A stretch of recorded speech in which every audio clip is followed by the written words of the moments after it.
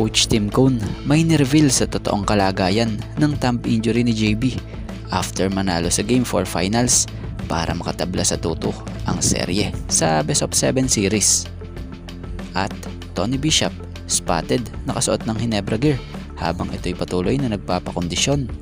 So yan ang ating mga tatalakayin. Speaking of Tony Bishop, siya lang naman ang nooy nagsisilbing replacement import kay Justin Brownlee panahong si JB hindi nakapaglaro after nang nangyayari sa kanya sa China noong 19th Asian Games kasama ang Gilas, na kung saan naging sa panahong yan nga maging sa PBA hindi niya nga rin tinangkang maglaro rin para sa Ginebra.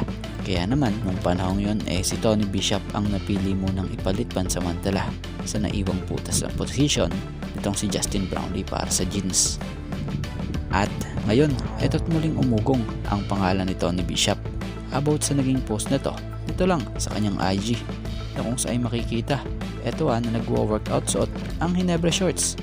Sakto namang nung na-post ito ni Tony Bishop after maging questionable nung nakaraan si JB kung may tutuloy pa ba nito ang serye or hindi na para dito sa 2024-25 PBA Commissioner's Cup after magdamo nito ng dislocated right thumb injury sa nangyayaring Game 3. So about kay Tony Bishop mukhang hindi naman mangyayari na siya ang kunin muli ng Ginebra dahil si Tony Bishop ay retiro na nga po sa basketball at sa edad niya na 35-year-old ganap na player development coach na nga po siya. At about naman dito sa sinasabi ni Coach Tim about sa ginawa ni JB sa Game 4 Finals. So alam nyo bang game time decision pala nangyari kay Justin Brownlee? Dahil dislocated right thumb nga po. Dahil sa dislocated right thumb niya na nakuha noong Game 3 na kung saan sila pa ngayon natalo. Pero nitong Game 4 nagulat ang lahat nang dumating ito sa venue at nag-report para maglaro. At sa paglalaro niya nga po rito, parang hindi injury player itong si Justin Brownlee. Biruin mo ba naman yung right thumb niya na malaking bahagi ng kanyang shooting yun pa yung may injury na kung saan yung akala nating apektado. Pero nang maglaro na nga ito, kala mo hindi tinatablan at hindi mo lang umaaray ito. Nakita nga sa kanya ang isang Justin Brownlee na palaban kung para sa team talaga namang siya'y lalaban.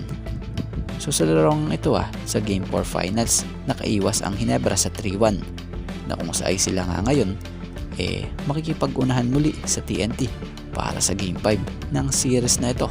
Pero mabalik tayo dito sa may iniindang masakit sa kamay na si Justin Brownlee. So bagamat may injury pero nagawa niya nga rin po na makatulong sa Ginebra para manalo.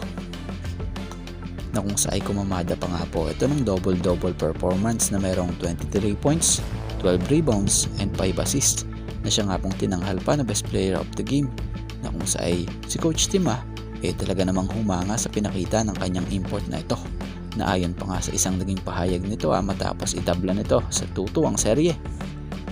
Amazing, he's not only a great player, he's such a warrior.